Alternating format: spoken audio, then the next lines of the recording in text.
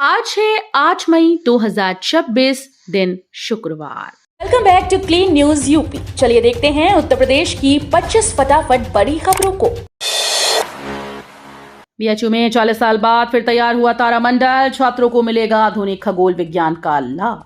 काशी हिंदू विश्वविद्यालय के ज्योतिष विभाग में 40 साल के बाद एक बार फिर से तारामंडल को पुनः स्थापित किया गया। इस आधुनिक प्रोजेक्ट का उद्देश्य वैदिक परंपरा और अंतरिक्ष विज्ञान के अध्ययन को एक साथ मजबूत करना है। करीब 1 करोड़ रुपए की लागत से तैयार इस परियोजना के तहत अत्याधुनिक यंत्र लगाए जा रहे हैं। इससे ग्रह नक्षत्रों की स्थिति और समय स्थान के अनुसार आकाशीय जानकारी आसानी से मिल सकेगी।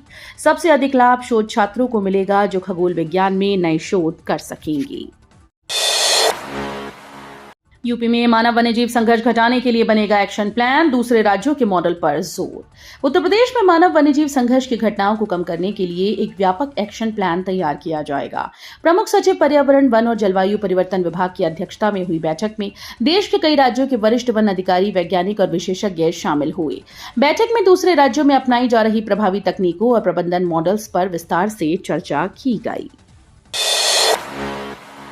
गोरखपुर में खुलेंगे 16 नए बीपीएचयू, ग्रामीण क्षेत्रों में मिलेगी बेहतर स्वास्थ्य सुविधा। गोरखपुर जिले में स्वास्थ्य सेवाओं को मजबूत करने के लिए 16 नए ब्लॉक पब्लिक हेल्थ यूनिट यानी बीपीएचयू स्थापित किए जाएंगे। इससे ग्रामीण और ब्लॉक स्तर पर लोगों को गुणवत्तापूर्ण स्वास्थ्य सुविधाएं मिलेंगी। मुख्य चिकित्सा अधिकारी डॉक्टर राजेश धा ने कई सीएचसी का निरीक्षण कर संभावित स्थानों का जायजा लिया। हर बीपीएचयू लगभग 2500 वर्ग मीटर में विकसित होगा, जिसमें बीपीएमयू, एचएमआईएस और पैथोलॉजी विभाग शामिल होंगी। सहारनपुर में सीएम योगी बोले, विकास से बनेगी नई पहचान, 2131 करोड़ की परियोजनाओं का लोकार्पण। मुख्यमंत्री योगी आदित्यनाथ गुरुवार को सहारनपुर पहुंचे, जहां उन्होंने 2131 करोड़ रुपए की 325 विकास परियोजनाओं का लोकार्पण और शिलान्यास किया। इनमें सड़क, स्वास्थ्य, शिक्षा, पेयजल, शहरी विकास से जुड़ी योजनाएं शामिल हैं। देवबंद के जड़ौदा जट्ट में आयोजित कार्यक्रम में उन्होंने कहा कि सहारनपुर की पहचान अब विकास से होगी, फतवों से नहीं। सीएम ने प्रदेश की बदलती तस्वीर, कानून व्यवस्था और विकास कार्यों पर जोर दिया। साथ ही उन्होंने विपक्ष पर निशाना साधते हुए कहा कि जनता अब विभाजनकारी राजनीति को नकार चुकी है। यूपी उत्तराखंड कनेक्टिविटी को मिलेगा नया रफ्तार, बरेली हल्द्वानी ग्रीनफील्ड एक्सप्रेसवे पर काम तेज। उत्तर प्रदेश और उत्तराखंड के बीच सफर अब और आसान होने जा रहा है। भारतीय राष्ट्रीय राजमार्ग प्राधिकरण ने बरेली से हल्द्वानी तक लगभग 100 किलोमीटर लंबे ग्रीनफील्ड एक्सप्रेसवे की दिशा में बड़ा कदम उठाया। इस परियोजना का सीमांकन कार्य शुरू हो चुका है। इसे बरेली मुरादाबाद हाईवे से जोड़ा जाएगा, जिससे दिल्ली और पश्चिमी यूपी से उत्तराखंड की ओर सीधी कनेक्टिविटी मिलेगी। इससे यात्रा का समय कम होगा और बरेली में ट्रैफिक दबाव भी घटेगा। अयोध्या बनेगी ड्रीम सिटी, 87,300 हेक्टेयर में होगा भव्य विस्तार, 343 गांव होंगे शामिल। भगवान श्री राम की नगरी अयोध्या आस्था के साथ साथ आधुनिक विकास का भी बड़ा केंद्र बनने जा रही है। प्रदेश सरकार ने अयोध्या महायोजना 2031 को मंजूरी देते हुए शहर के विस्तार का नया खाका तैयार किया। इसके तहत अयोध्या विकास क्षेत्र को बढ़ाकर लगभग 873 वर्ग किलोमीटर किया जाएगा। इस योजना में अयोध्या गोंडा बस्ती के कुल 343 गांव शामिल होंगे। नई ड्रीम सिटी में आधुनिक सुविधाएं विकसित की जाएंगी, जिससे क्षेत्रीय विकास को नई रफ्तार मिलेगी। यूपी पुलिस एसआई भर्ती परीक्षा का रिजल्ट जारी, 15 लाख में 12,333 अभ्यर्थी सफल। उत्तर प्रदेश पुलिस में सब इंस्पेक्टर के 4,543 पदों पर भर्ती परीक्षा का परिणाम जारी कर दिया गया। पुलिस भर्ती और प्रोन्नति बोर्ड के अनुसार इस परीक्षा में करीब 15,75,760 अभ्यर्थियों ने आवेदन किया था। इसमें से 12,333 उम्मीदवारों को सफल घोषित किया गया, जो कुल पदों के मुकाबले लगभग 2.7 गुना है। सफल अभ्यर्थियों की डीवीपीएसटी प्रक्रिया मई के तीसरे सप्ताह में शुरू होगी। अभ्यर्थी अपना परिणाम बोर्ड की आधिकारिक वेबसाइट पर देख सकते हैं। ये परीक्षा 14 और 15 मार्च 2026 को आयोजित की गई थी। किसान रजिस्ट्री 77% पूरी, खेती को आधुनिक बनाने पर जोर, केंद्र व यूपी सरकार की बड़ी पहल। उत्तर प्रदेश में किसान रजिस्ट्री का कार्य तेजी से आगे बढ़ रहा है। मुख्य सचिव एसपी गोयल ने समीक्षा बैठक में बताया कि अब तक 77.43% किसानों का पंजीकरण पूर्ण हो चुका है और 100% लक्ष्य जल्द हासिल करने के निर्देश दिए गए। वहीं दूसरी ओर केंद्रीय कृषि मंत्री शिवराज सिंह चौहान ने किसानों की आय बढ़ाने के लिए विकसित खेती पर जोर दिया। उन्होंने पौध से लेकर फल तक प्रबंधन के लिए एकीकृत प्लेटफॉर्म बनाने और किसानों को बागवानी, फसल संरक्षण व निर्यात के लिए प्रशिक्षित करने की घोषणा की। यूपी में नेपियर घास की खेती को बढ़ावा, पशुपालकों को मिलेगा सस्ता और भरपूर हरा चारा। उत्तर प्रदेश में पशुपालकों और किसानों को साल भर सस्ता व पोषक हरा चारा उपलब्ध कराने के लिए योगी सरकार ने नेपियर घास की खेती को बढ़ावा देने की योजना तेज कर दी। पशुधन विभाग के द्वारा नेपियर घास रूट स्लिप, बरसीम और ज्वार चारा बीज का वितरण किया जा रहा है। अपर मुख्य सचिव मुकेश कुमार मेश्राम ने बताया कि इस साल 75 जिलों में हजारों हेक्टेयर भूमि पर हरा चारा उत्पादन शुरू हो चुका है। नेपियर घास की खासियत है कि इसकी साल में 6 बार कटाई की जा सकती है, जिससे दूध उत्पादन में भी वृद्धि होगी। यूपी बोर्ड की नई मार्कशीट होगी वाटरप्रूफ, 16 सुरक्षा फीचर से लैस। उत्तर प्रदेश माध्यमिक शिक्षा परिषद की 10वीं और 12वीं के नतीजे जारी होने के बाद अब छात्रों को नई और उन्नत सुरक्षा फीचर्स वाली मार्कशीट दी जाएगी। 6 मई तक संशोधन का मौका दिया गया है, जिसके बाद अब मार्कशीट जारी की गई है। नई मार्कशीट पूरी तरह से वाटरप्रूफ होगी और इसमें 16 आधुनिक सुरक्षा फीचर्स जोड़े गए हैं। इसका उद्देश्य फर्जीवाड़े पर रोक लगाना है। वाराणसी क्षेत्रीय बोर्ड के द्वारा तैयार ये मार्कशीट पहले की तुलना में अधिक सुरक्षित और टिकाऊ होगी। रोहिलखंड विश्वविद्यालय में तैयार हुई एवोकाडो बगिया, कृषि नवाचार और छात्रों को मिलेगा लाभ। बरेली स्थित महात्मा ज्योतिबा फुले रोहिलखंड विश्वविद्यालय परिसर में एवोकाडो की आधुनिक बगिया विकसित की गई। ये पहल कृषि अनुसंधान और नवाचार को बढ़ावा देने के साथ साथ विद्यार्थियों के लिए जीवंत प्रयोगशाला के रूप में काम करेगी। यहाँ जल संरक्षण के लिए बूंद बूंद सिंचाई प्रणाली का उपयोग किया गया। कुलपति केपी सिंह के मार्गदर्शन में तैयार इस परियोजना में कृषि और प्रौद्योगिकी संकाय के छात्रों ने सक्रिय भूमिका निभाई है। संचारी रोग नियंत्रण में मुरादाबाद फिसड्डी, फॉगिंग और नाला सफाई में पिछड़ा जिला। संचारी रोग नियंत्रण अभियान में मुरादाबाद मंडल स्तर पर सबसे पीछे पाया गया। यूनिसेफ की सर्वे रिपोर्ट के अनुसार अप्रैल 2026 तक के आंकड़ों में फॉगिंग, एंटी लार्वा स्प्रे, नाला सफाई और जलभराव निस्तारण जैसे सभी मानकों पर जिला राज्य औसत से नीचे रहा। रिपोर्ट में यह भी सामने आया कि किसी भी मोर्चे पर 100% लक्ष्य हासिल नहीं हो सका, जबकि जिले में अभियान लगातार चलाया जा रहा है। इसके बावजूद संचारी रोग नियंत्रण के प्रयासों में अपेक्षित प्रगति नहीं दिखी। 3 गुना बढ़ा यूपी की अर्थव्यवस्था, सीएम ने बताया राज्य बना देश का ग्रोथ इंजन। मुख्यमंत्री ने कहा कि उत्तर प्रदेश के प्रति व्यक्ति आय, वार्षिक बजट और समग्र अर्थव्यवस्था 3 गुना हो गई है। उन्होंने कहा कि यूपी अब रेवेन्यू सरप्लस राज्य और देश की अर्थव्यवस्था का ग्रोथ इंजन बन चुका है।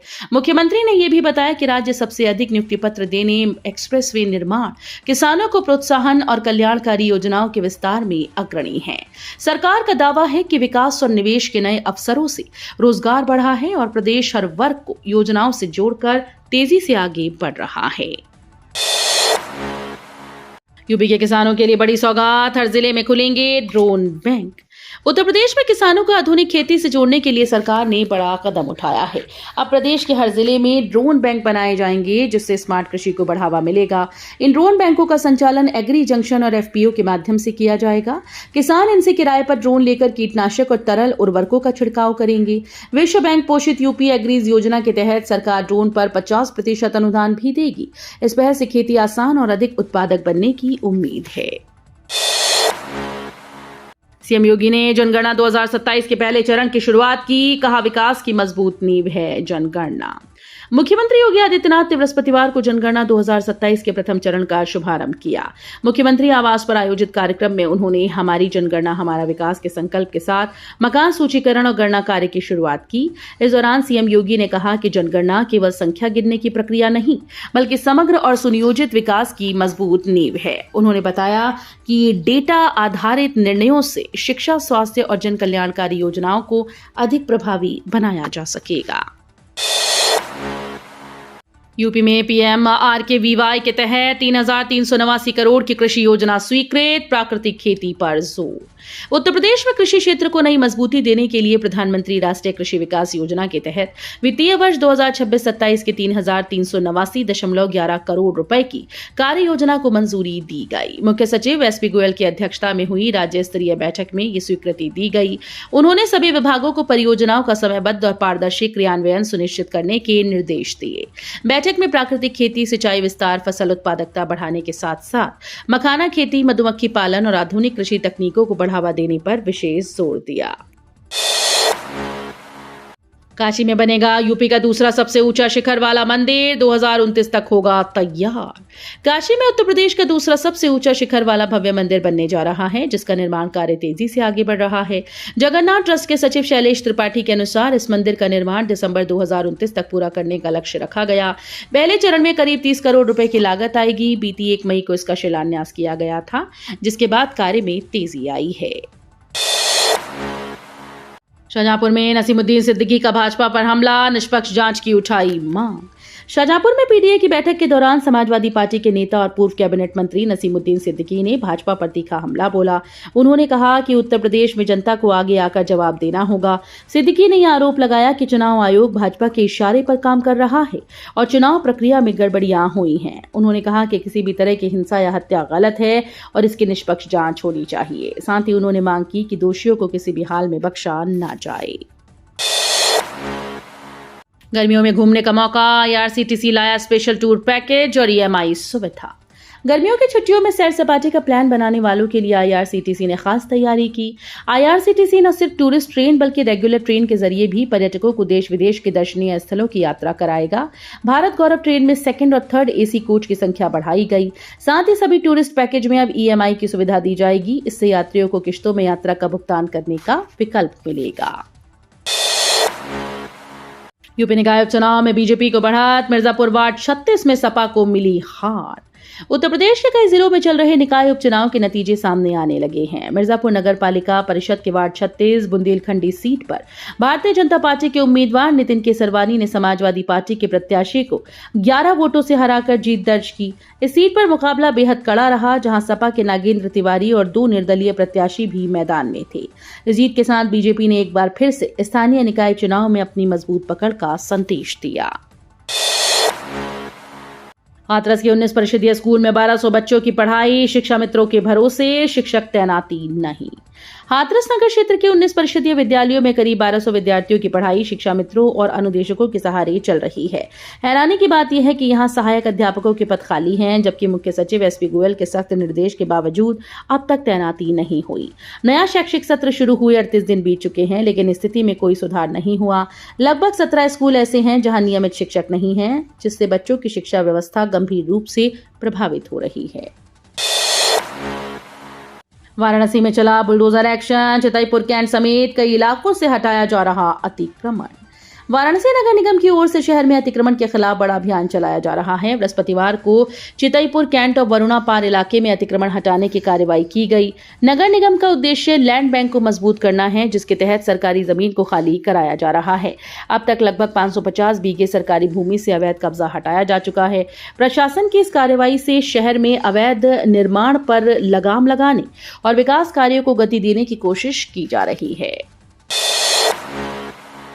सीएम योगी ने 481 अभ्यर्थियों को दिए नियुक्ति पत्र, बोले भ्रष्ट व्यक्ति सिस्टम को खोखला कर देता है। मुख्यमंत्री योगी आदित्यनाथ ने लोक भवन में आयोजित कार्यक्रम में आयुष व्यावसायिक शिक्षा और कौशल विकास दिव्यांग जन सशक्तिकरण विभाग के लिए चयनित 481 अभ्यर्थियों को नियुक्ति पत्र वितरित किए। इस दौरान उन्होंने कहा कि जब योग्य की जगह घूसखोर व्यक्ति व्यवस्था में आता है तो पूरा सिस्टम खोखला हो जाता है। मुख्यमंत्री ने बताया कि अब तक प्रदेश में 9 लाख से अधिक युवाओं को पारदर्शी प्रक्रिया के तहत सरकारी नौकरी दी जा चुकी है। उन्होंने कहा कि प्रधानमंत्री के मिशन रोजगार के तहत लगातार नियुक्ति पत्र वितरण कार्यक्रम चल रहे हैं। वाराणसी में आर्टिफिशियल गहनों की बढ़ी मांग, 10 लाख से ज्यादा का मासिक कारोबार। वाराणसी में सोने चांदी की कीमतों में बढ़ोतरी के बीच आर्टिफिशियल गहनों की मांग तेजी से बढ़ी। दाल मंडी चौक, गोदोलिया और ठठेरी बाजार जैसे प्रमुख क्षेत्र में महिलाएं कॉस्मेटिक ज्वेलरी को अधिक पसंद कर रही हैं। कारोबारियों के अनुसार पिछले 1 साल में इस सेक्टर में 30 से 40% तक की वृद्धि दर्ज की गई। जहां पहले मासिक कारोबार 6 से 7 लाख रुपए तक होता था, वहीं अब ये 10 लाख रुपए से अधिक पहुंच गया है। यूपी में होमगार्ड भर्ती का मौका, ब्लॉक ऑर्गेनाइजर और प्लाटून कमांडर के 295 पदों पर वैकेंसी। उत्तर प्रदेश में सरकारी नौकरी की तैयारी कर रहे युवाओं के लिए बड़ी खबर है। उत्तर प्रदेश अधीनस्थ सेवा चयन आयोग यानी यूपीएसएसएससी ने होमगार्ड विभाग में ब्लॉक ऑर्गेनाइजर और प्लाटून कमांडर के 295 पदों पर भर्ती निकाली। इसमें 243 पद ब्लॉक ऑर्गेनाइजर और 52 पद प्लाटून कमांडर के हैं। खास बात यह है कि आवेदन शुल्क सिर्फ 25 रुपए रखा गया है। आवेदन वही उम्मीदवार कर पाएंगे जिन्होंने यूपीएसएसएससी पेट 2025 परीक्षा दी हो और उनका स्कोर कार्ड वैलिड हो। तो ये थी आज की 25 फटाफट बड़ी खबरें। अगर आपको न्यूज पसंद आई हो तो वीडियो को लाइक और शेयर जरूर करें। धन्यवाद।